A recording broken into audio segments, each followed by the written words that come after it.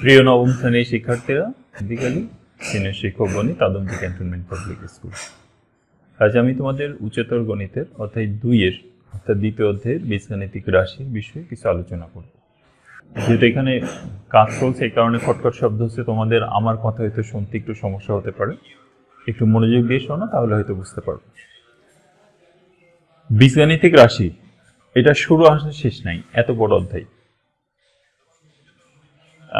তবে আমি এখান থেকে যে বিষয়গুলো খুবই গুরুত্বপূর্ণ, না পড়লেই নাই, সেগুলো একটু জেনে নেব এবং প্রাথমিক কিছু আলোচনা করে নেব।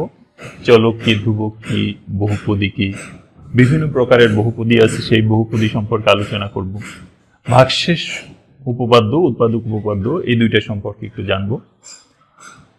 সমমাত্রিক বহুপদী কাকে বলে, প্রতিসম কাকে বলে, চক্রক্রমিক রাশি কাকে বলে, এই রাশি সম্পর্কে জানবো।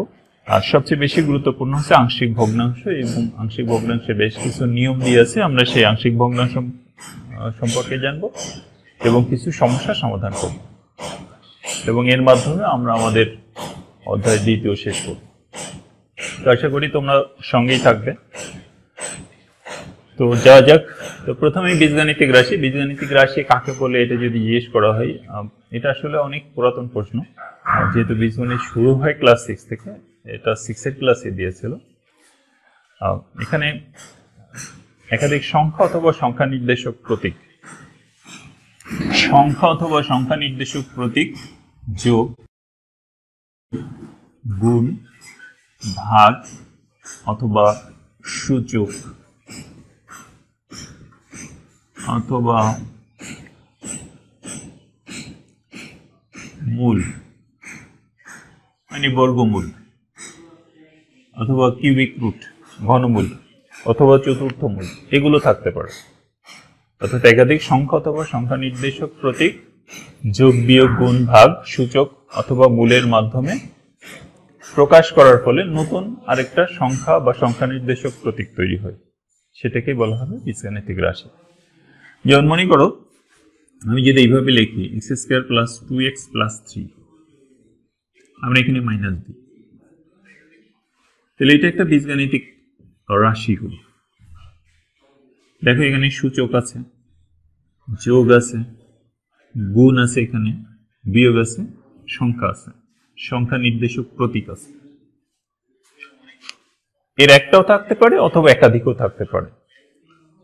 তাহলে একটা একাধিক সংখ্যা অথবা সংখ্যা নির্দেশক প্রতীক যোগ, বিয়োগ, গুণ, ভাগ, সূচক অথবা রুট। এখানে রুট অবশ্য দেওয়া হয়নি, অনেক সময় রুটও থাকতে পারে অথবা ঘনমূলও থাকতে পারে। এইসব মিলে কিন্তু একটা সংখ্যা আসবে অথবা সংখ্যা নির্দেশক একটা প্রতীক আসবে, এটাকে বলা হবে একটা বীজগাণিতিক রাশি। এই বীজগাণিতিক রাশি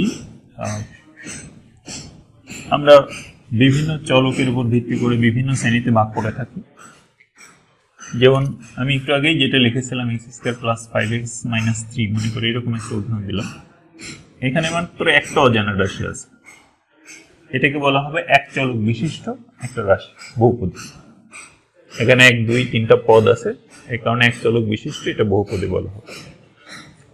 আমাদের চলক কি, ধ্রুবক কি, বহুপদী কি, এগুলো একটু জানতে হবে। তো বহুপদী মানেই বোঝা যাচ্ছে, নাম শুনেই বোঝা যাচ্ছে এখানে একাধিক পদ থাকবে। আর পদ কাকে বলে সেটা তোমরা নিশ্চয়ই জানো।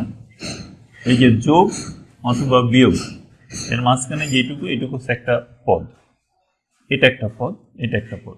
তার মানে এই বহুপদীটাতে 3টা পদ আছে।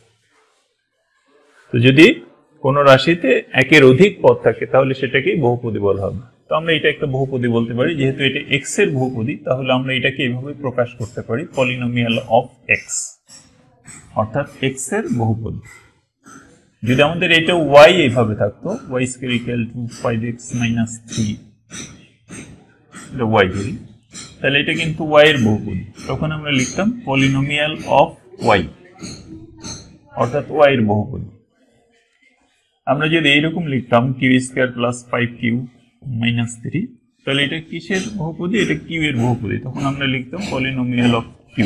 এই p of x, p of y, p of e, এটা হচ্ছে বহুপদী প্রকাশের পদ্ধতি। আমরা বহুপদীকে p of x এইভাবে যেরকম প্রকাশ করতে পারি, তো অনেক সময় এরকম q of x এভাবে প্রকাশ করা, psi of x অথবা ফাই অফ এক্স, এভাবেও কিন্তু বহুপদীকে প্রকাশ করা হয়ে থাকে। তো সবসময় যে পি অফ এক্স দিয়ে প্রকাশ করবে এমনটা না, কিন্তু phi of x, Sai of x এভাবেও কিন্তু প্রকাশ করা হয়ে থাকে। তো যদি একটা চলক থাকে তাহলে এইভাবে পি অফ এক্স অথবা কিউ অফ এক্স অথবা সাই অফ এক্স অথবা ফাই অফ এক্স এভাবে প্রকাশ করা হয়ে থাকে। কিন্তু যদি চলক দুইটা হয়, মনে করি এক্স ওয়াই দুইটাই আছে, আমরা মনে করলাম যে X square plus 2xy plus Y square, এরকম মনে করো একটা বহুপদী আছে।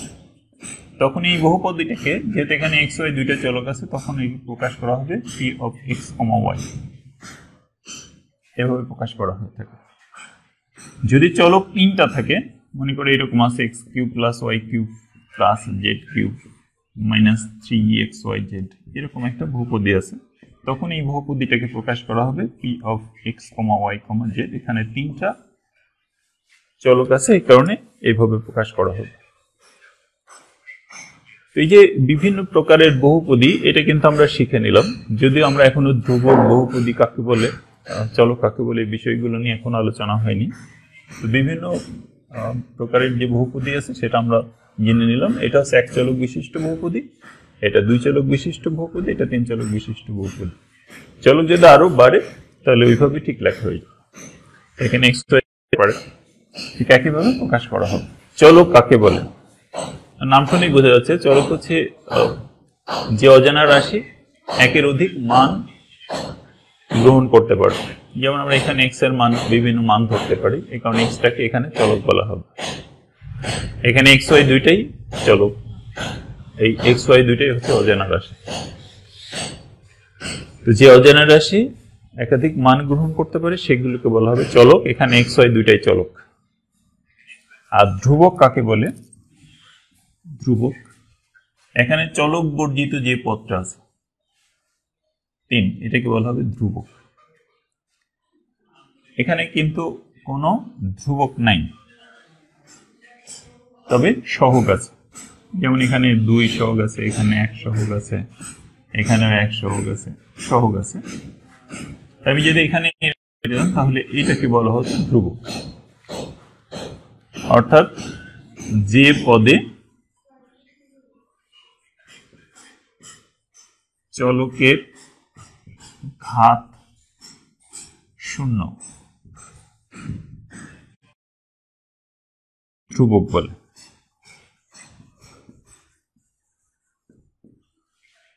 এখানে এক্স এর উপর আমরা যদি পাওয়ার 0 দিই তাতেও কোনো সমস্যা নেই, ওয়াই এর উপর পাওয়ার যদি 0 দিই তাতেও কোনো সমস্যা নেই। এই পদটাতে চলকের উপর পাওয়ার বা ঘাত 0, এই কারণে এটাকে ধ্রুবক বলা হবে, এটা ধ্রুবক। এটা একটা বহুপদী, এটা এক্স ওয়াই অর্থাৎ দুই চলক বিশিষ্ট একটা বহুপদী। আমরা তিন চলক বিশিষ্ট বহুপদীর উদাহরণ দিয়েছি। আমরা কিভাবে বহুপদীকে প্রকাশ করি সেটা একটু জানলাম।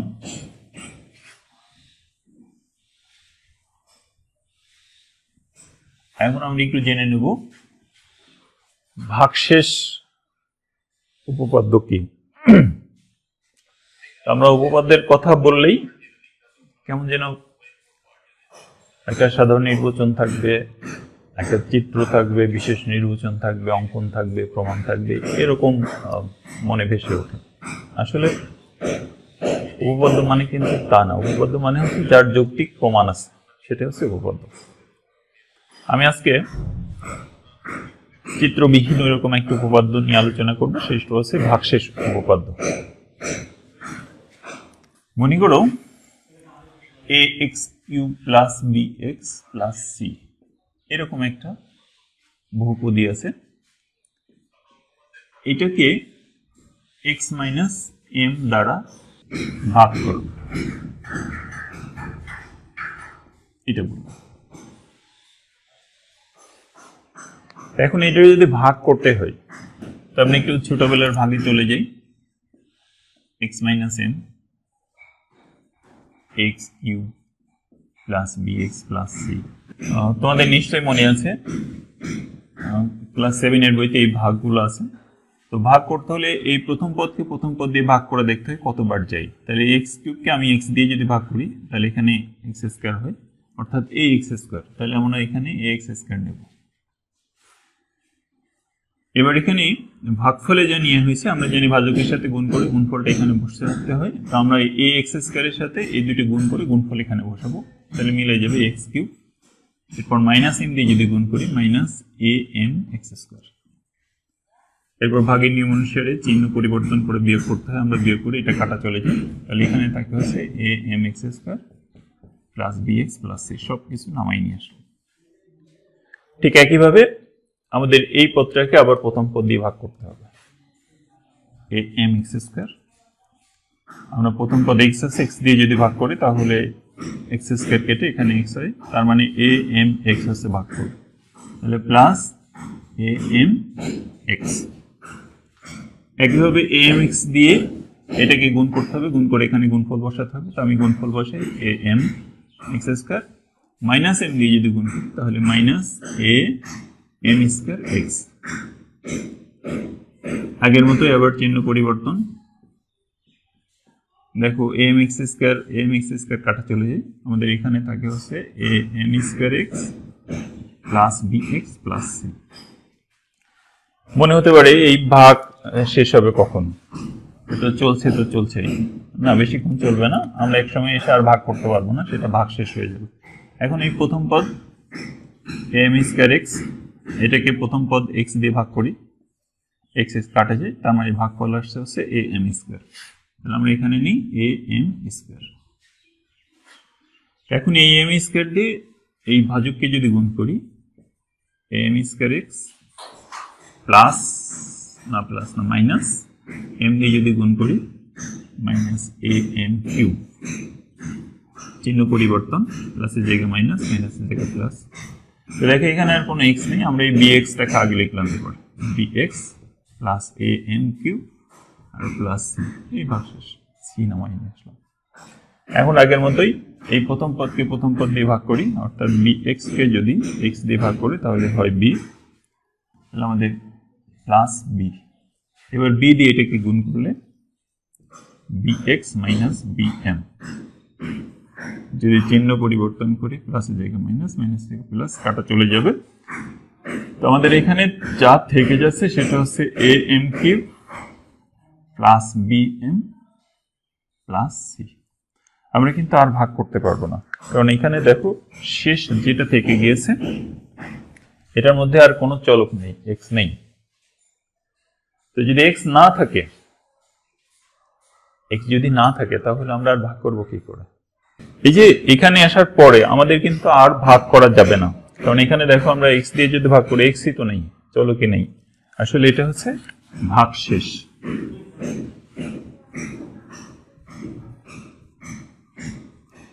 আমাদের এইটা হচ্ছে ভাগ শেষ। আমরা এই যে এতক্ষণ ধরে ভাগ করে করে সর্বশেষ ভাগ শেষ পেলাম, এই ভাগ শেষ এর থেকেও সহজ উপায়ে কিন্তু বের করা যায়, আর সেটাই হচ্ছে ভাগশেষ উপপাদ্য। ভাগশেষ উপপাদ্যের সাহায্যে আমরা এক লাইনে অঙ্ক তুলব, তারপরের লাইনে এই ভাগশেষটা বের হয়ে যাবে একেবারে চমকের মতো। তো আমরা একটা কাজ করি, দেখো এখানে এটা তো এক্স এর বহুপদী আমরা ধরতে পারি, এক্স কিউব এক্স স্কয়ার যেহেতু আছে, আমরা এটাকে এক্স এর বহুপদী ধরি, আমরা এটার নাম দিলাম হচ্ছে পি অফ এক্স, অর্থাৎ এক্স এর বহুপদী আমরা ধরি A X cube plus B X plus C. এই বহুপদীটাকে আমরা ভাগ করছি আরেকটা বহুপদী দিয়ে, আমরা মনে করলাম এটা হচ্ছে কিউ অফ এক্স, এটা হচ্ছে পি অফ এক্স আর এটা হচ্ছে পি অফ এক্স। তো দেখো এই বহুপদী দিয়ে যখন ভাগ করছি, এই যে জায়গাটাতে এক্স আছে সেখানে যদি আমি এম বসিয়ে দিই তাহলে দেখো কি হয়, A M cube plus B M plus C. দেখো তো এই রাশিটা আর এইটা একই রাশি কিনা, A M cube plus B M plus C, এখানে দেখো A M cube plus B M plus C. তার মানে প্রথম লাইনে আমরা বহুপদীটা ধরে নিলাম, পরের লাইনে দেখো ভাগশেষটা বের হয়ে গেছে। তার মানে এত আর ভাগ করার আমাদের প্রয়োজন নেই। এই যে ভাগশেষ বের করার এই সহজ পদ্ধতিটাকে বলা হবে ভাগশেষ উপপাদ্য। এর যৌক্তিক প্রমাণ আছে, এই কারণে এটাকে ভাগশেষ বের করা হয় এই পদ্ধতিতে, এই কারণে এর নাম হচ্ছে ভাগশেষ উপপাদ্য। তো একটা জিনিস দেখো, অনেকের মনে প্রশ্ন রাখতে পারে, স্যার আপনি এম কোথা থেকে পেলেন, এম আসলো কোত্থেকে? দেখো আমরা এখানে যেটা দিয়ে ভাগ করছি, যে বহুপদীটা দিয়ে, সেটা হচ্ছে এক্স মাইনাস এম। আমরা এই বহুপদীটার সমান যদি শূন্য ধরি তাহলে এক্স ইকুয়াল টু এম আসছে, এই কারণে আমরা এখানে এম বসিয়ে দিয়েছি। যদি আমাদের বহুপদীটা এরকম থাকতো এক্স প্লাস এম, তাহলে দেখো X plus M equal to যদি 0 ধরি, তাহলে আমাদের এখানে এক্স এর মান আসছে মাইনাস এম, তখন আমাদের এখানে কিন্তু মাইনাস এম বসাতে হবে। আমরা যদি মাইনাস এম বসাতাম, এখানে মাইনাস এম যদি বসাতাম, তখন আমাদের মান কিন্তু আসতো minus A M cube minus B M plus C. আমাদের ভাগশেষটাও তখন কিন্তু এটাই আসতো, তখন কিন্তু এটা না, তখন ভাগশেষ এটা আসতো। অর্থাৎ আমরা এক্স প্লাস এম দিয়ে যদি এই বহুপদীটাকে ভাগ করতাম। তো আমি একটু সার সংক্ষেপ করি। এই যে ভাগশেষ বের করার, এখানে প্লাস থাকলে মাইনাস দিয়ে ভাগ করতে হবে, আর যদি মাইনাস থাকে তাহলে এখানে প্লাস এম বসিয়ে দিতে হবে এই বহুপদীটাতে। তো আমি একটু সংক্ষেপে লিখি। তো দেখো পি অফ এক্স কে কিউ অফ এক্স দ্বারা ভাগ করলে ভাগশেষ কত হবে? আমি একটু লিখি সংক্ষেপে। এখানে আমি এই পাশে একটু মুছে দিয়ে লিখি, তাহলে হয়তো তোমাদের সুবিধা হবে।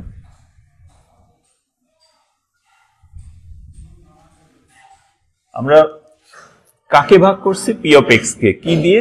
কিউ অফ এক্স দিয়ে। তো আমরা লিখি পি অফ এক্স কে কিউ অফ এক্স দ্বারা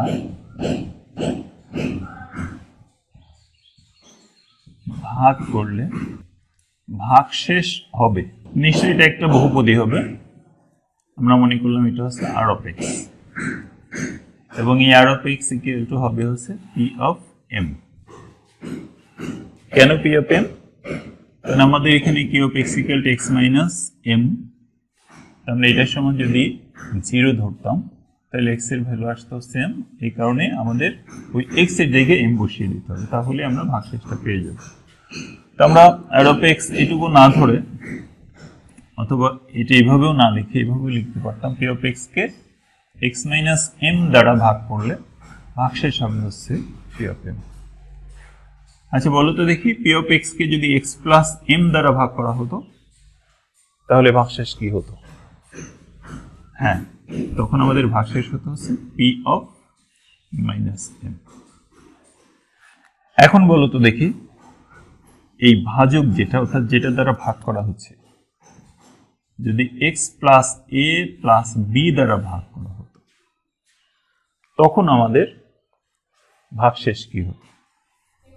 হ্যাঁ, অনেকেই হয়তো বুঝে ফেলেছ। আমাদের এক্স প্লাস এ প্লাস বি এটা সমান যদি 0 ধরি, তখন এক্স এর মান আসবে হচ্ছে মাইনাস এ মাইনাস বি। তার মানে P of minus A minus B. অথবা আমরা এইভাবে লিখতে পারতাম, না এইভাবে লেখাটাই ভালো, P of minus A minus B ভাগশেষ হবে। যদি আমরা এটা দিয়ে ভাগ না করে এক্স মাইনাস কিউ দিয়ে ভাগ করি, এক্স মাইনাস কিউ দ্বারা যদি ভাগ করা হয়, তখন আমাদের ভাগশেষ আসবে হচ্ছে পি অফ কিউ। যদি এক্স প্লাস কিউ দিয়ে ভাগ করে, তখন ভাগশেষ হবে হচ্ছে পি অফ মাইনাস কিউ। তো এই যে ভাগশেষ বের করার এই সহজ এই পদ্ধতিটাকে বলা হবে ভাগশেষ উপপাদ্য। আসলে আমাদের ভাগশেষ উপপাদ্য কি কাজে লাগে সেটা একটু আমরা জেনে নিই। একটু তোমাদের ছোট ক্লাসের অঙ্ক দিয়ে দেখি কেমন পারো।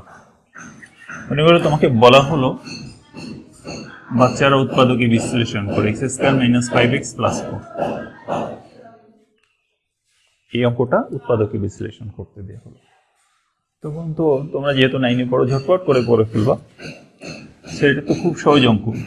সেই যে x square minus 4x minus x plus 4 middle term করলাম, তারপরে প্রথম দুইটা রাশি থেকে এক্স কমন নিলে এক্স মাইনাস 4 হলো, এরপরে দুইটা থেকে -1 কমন নিলে এক্স মাইনাস 4, এটাও এক্স মাইনাস 4, এটাও এক্স মাইনাস 4, আমি এক্স মাইনাস 4 নিয়ে নিলাম, এক্স মাইনাস 1। স্যার এই দুটো উৎপাদক, এই বহুপদীটার এই দুটো উৎপাদক। তো আমাদের এখান থেকে একটা খুবই গুরুত্বপূর্ণ সিদ্ধান্ত নিতে হবে, সেটা হচ্ছে অধ্যায়ের অনুশীলনের অঙ্ক করতে এই সিদ্ধান্তটা কাজে লাগবে।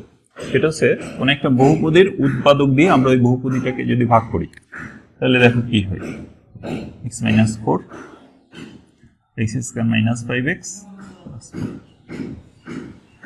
বলো তো দেখি, এই বহুপদীরই একটা উৎপাদক কিন্তু x মাইনাস 4, দেখো না x মাইনাস 4 এই বহুপদীর একটা উৎপাদক। আমি এখন এই উৎপাদক দিয়ে ওই বহুপদীটাকে ভাগ করছি। বলতে পারো কেউ ভাগশেষ কত হবে? সরি, আমি আগে শূন্য লিখে ফেলেছি। ভাগশেষ কত হবে? ভাগশেষ কত? আমরা ভাগশেষ কত হবে এটা ভাগশেষ উপপাদ্য থেকে বের করতে পারি, অথবা আমরা এখান থেকে ভাগও করে নিতে পারি। তবে ভাগ করতে গেলে আসলে এটা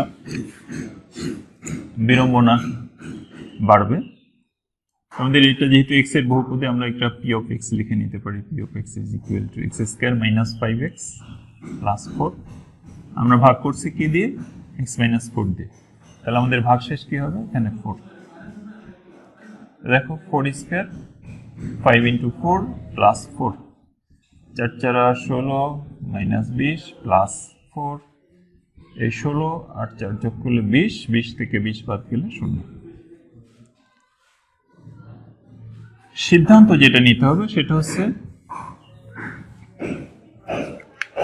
কোন একটা বহুপদীকে ওই বহুপদীর উৎপাদক দিয়ে ভাগ করলে ভাগশেষ 0 হয়। এই সিদ্ধান্তটা নিতে হবে। কোন একটা বহুপদীকে ওই বহুপদীর উৎপাদক দিয়ে ভাগ করলে ভাগশেষ 0 হবে। তার মানে আমি যদি এখানে ভাগ করি তাহলে এখানে ভাগফল আসবে হচ্ছে x মাইনাস 1, কিন্তু ভাগশেষ 0 আসবে। তোমরা এই ভাগ করে দেখতে পারো। আমি আবার বলি, কোন একটা বহুপদীকে ওই বহুপদীর উৎপাদক দিয়ে ভাগ করলে ভাগশেষ কত হবে। আমি কিন্তু ভাগফলের কথা জিজ্ঞেস করিনি, ভাগশেষ কত হবে? ভাগশেষ 0 হবে। এটা কিন্তু মনে রাখতে হবে। এখন আমি উল্টা প্রশ্ন করতে চাই। আমরা মনে করলাম এখানে একটা বহুপদী আছে, এখানে আরেকটা বহুপদী আছে। এই বহুপদী দিয়ে এই বহুপদীটাকে ভাগ করে ভাগশেষ 0 হয়ে গিয়েছে। তাহলে বলো তো দেখি, এই বহুপদীটাকে এই বহুপদীর কি বলা হবে? হ্যাঁ, অনেকের হয়তো মাথা উল্টাপাল্টা হয়ে গিয়েছে, আবার অনেকেই সঠিক উত্তর দিয়ে ফেলেছে। হ্যাঁ, এটা আসলে এর একটা উৎপাদক হবে। ভাগশেষ যদি 0 হয় তাহলে ভাজকটা অবশ্যই এই ভাজ্যের একটা উৎপাদক, অর্থাৎ এটার একটা উৎপাদক দিয়ে যখন ভাগ করি তখনই শুধুমাত্র ভাগশেষ 0 হবে, তাছাড়া ভাগশেষ 0 হবে না। আমরা যদি এখানে x মাইনাস 4 দিয়ে না ভাগ করে x মাইনাস 1 দিয়েও ভাগ করতাম তাহলেও কিন্তু এখানে ভাগফল তখন 4 হয়ে যেত। x মাইনাস 4 ভাগশেষ কিন্তু 0ই হতো। তাহলে আমাদের এখান থেকে যে জিনিসটা মনে রাখতে হবে, আমাকে যদি প্রশ্ন করে এটা একটা বহুপদী p of x, এটা একটা বহুপদী, এর x মাইনাস 5 একটি উৎপাদক কিনা, এরকম একটা প্রশ্ন জিজ্ঞেস করে, তাহলে আমরা কি করে উত্তর দেব? হ্যাঁ, এই বহুপদীর এটা একটা উৎপাদক কিনা এটা যদি যাচাই করতে হয় তাহলে আমাদের দেখতে হবে ভাগশেষ 0 হয় কিনা। যদি ভাগশেষ 0 হয় তাহলে এটা উৎপাদক, আর ভাগশেষ যদি 0 না হয় তাহলে উৎপাদক না। আমরা যেহেতু x মাইনাস 5 দিয়ে ভাগ করতে হবে, কাজেই এই p অফ x এর জায়গায় কত বসাবো? 5 বসাবো, কারণ এই উৎপাদক সমান যদি 0 ধরে x এর মান 5 আসবে। 5 যদি বসে তাহলে 5 স্কয়ার 5 into 5 plus 4, 5 5 25 মাইনাস 25 যোগ 4, 25 থেকে 25 বাদ গেল, 4 থেকে গেল। ভাগশেষ কি 0 হলো? ভাগশেষ 0 হয়নি, 4 হয়েছে। কাজেই x মাইনাস 5 কিন্তু এটার উৎপাদক নয়, আসলে উৎপাদক ছিল x মাইনাস 1 আর x মাইনাস 4। কাজে x মাইনাস 5 তো উৎপাদক হবেই না, ভাগশেষ থেকে গেলে সেটা উৎপাদক হবে না। তাহলে একটা বহুপদীর উৎপাদক কি উৎপাদক নয় এটা যাচাই করতে হলে ভাগশেষ 0 কিনা এটা দেখতে হবে। যদি ভাগশেষ 0 হয় তাহলে অবশ্যই উৎপাদক, আর ভাগশেষ 0 যদি না হয় তাহলে সেটা উৎপাদক নয়। এটি একটু অবশ্যই মনে রাখতে হবে। আমরা একই সাথে ভাগশেষ উপপাদ্য এবং উৎপাদক উপপাদ্য শিখে ফেলেছি। আসলে উৎপাদক উপপাদ্য ভাগশেষ উপপাদ্য থেকেই আসছে। একটা বহুপদী অন্য বহুপদীর উৎপাদক নয়, এটা যাচাই বাছাই করা হয় এই উপপাদ্যের মাধ্যমে। আমি ক্লাস শেষ করব, তোমাদের একটু বাসায় কাজ করতে হবে। আমি আজকে বেশ কিছু বিষয় নিয়ে আলোচনা করেছি। আর কিছু সংজ্ঞা আমি একটু শিখাই আজকের ক্লাসটা শেষ করব। একটা বহুপদীর ঘাত বা মাত্রা কত, তারপরে মুখ্য পদ কত, মুখ্য সহগ কত, এগুলো একটু জেনে নেওয়ার দরকার। তো আমি মনে করি এরকম একটা বহুপদী লিখলাম 5x⁴ 3x² minus 7x³ plus 3x minus 17 plus 8x⁴ এটা না 5 দিয়ে এরকম মনে করে একটা বহুপদী লিখলাম, অনেক বড় x এর একটা বহুপদী। আমরা লিখতে পারি এটা p of x। এই বহুপদীর চলক শুধুমাত্র x, কিন্তু একাধিক চলক নেই, একটাই মাত্র চলক, এক চলক বিশিষ্ট বহুপদী। এই বহুপদীর একটা, দুটো, তিনটা, চারটা, পাঁচটা, ছয়টা পদ আছে। এই পদগুলোর ভিতরে চলকের সর্বোচ্চ ঘাত কত? এখানে 5। এই সর্বোচ্চ ঘাতটাকে বলা হবে এই বহুপদীর ডিগ্রি অথবা মাত্রা। তাহলে এটা কয় মাত্রার বহুপদী? যেহেতু সর্বোচ্চ আছে 5, তাহলে 5 মাত্রার একটা বহুপদী, বা এই বহুপদীর ডিগ্রি হচ্ছে 5। আর এই সর্বোচ্চ ঘাত যে পদটাতে আছে এই পদটাকে বলা হবে মুখ্য পদ। এটা হচ্ছে মুখ্য পদ। আর এই মুখ্য পদের যে সহগটা থাকবে এটাকে বলা হয় মুখ্য সহগ। তোমাদের মুখ্য পদ কোনটা, মুখ্য পদের সহগ কত, এই বহুপদীর ডিগ্রি কত, এইসব প্রশ্ন জিজ্ঞেস করতে পারে। তবে একটা জিনিস, এখানে যে বহুপদীটা আছে এই বহুপদীটা কিন্তু আদর্শ রূপে সাজানো নেই।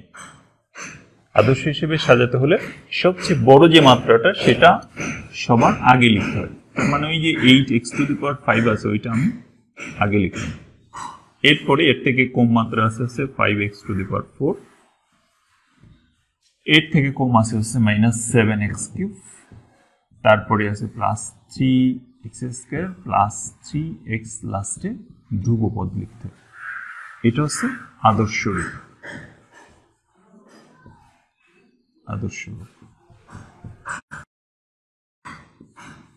তাহলে বহুপদীর আদর্শ রূপে যদি সাজাতে বলে, একটা বহুপদী দিয়ে সেই বহুপদীটাকে আদর্শ রূপে সাজাতে বলতে পারে, তখন আমাদেরকে এইভাবে সাজাতে হবে। তো আশা করি তোমরা মুখ্যপদ খুব সহজেই চিনতে পারবা। সর্বোচ্চ ঘাত যেটা থাকবে সেটা হচ্ছে মুখ্যপদ। আর এই মুখ্যপদের ঘাতের উপর ভিত্তি করেই কিন্তু বহুপদীটা কত মাত্রার এটা বিচার করা হয়ে থাকে। যদি 5 থাকে তাহলে 5 মাত্রার বহুপদী, যদি 4 থাকে 4 মাত্রার বহুপদী। মুখ্যপদে যে সহগটা থাকবে সেটাকে মুখ্য সহগ বলা হবে। আর যেখানে কোনো চলক থাকবে না, অর্থাৎ চলকের ঘাত শূন্য থাকবে, সেটাকে ধ্রুবক বলা হয়ে থাকে, সেটা আগেই বলা হয়েছে।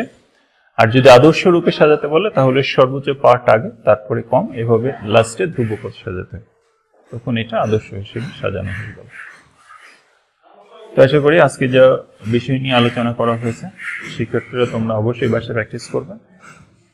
আর ভালো থেকো, সুস্থ থেকো। আল্লাহ হাফেজ।